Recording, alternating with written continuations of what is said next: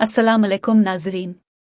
खबर शामिल करते हैं उकाड़ा से, जहां पर हमारे नुमाइंदा खुसूसी राव हारिस अली के मुताबिक चेयरमैन मरकजी अंजुमन ताजिरान जिला उकाड़ा हाजी अब्दुल हमीद जज ने कहा है कि मौजूदा कमर तोड़ महंगाई इम्पोर्टेड हुकूमत का अजीम कारनामा है।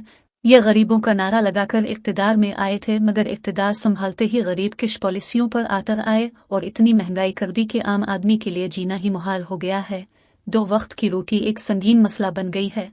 मजदूर और तनख्वाहदार तबका सबसे ज्यादा मुतासिर है। लोग गुर्बत और महंगाई से तन आकर खुदकुशियां कर रहे हैं। हुकूमत के गलत इक़दामात की वजह से कारोबार ठप है कर रह गए हैं।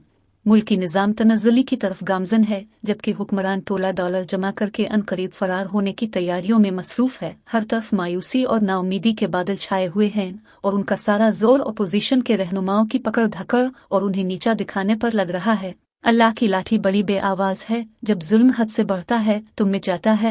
हुकूमत अगर संभाली नहीं जा रही तो इक़्तिदार से राह फरार इख्तियार करके मुख पर मुसल्लत रहना क्यों चाहते हैं? क्योंकि इनके सारे मफादात इक़्तिदार से ही वाबस्ता हैं और वो किसी सूरत उसे छोड़ने पर रजामंद नहीं हैं।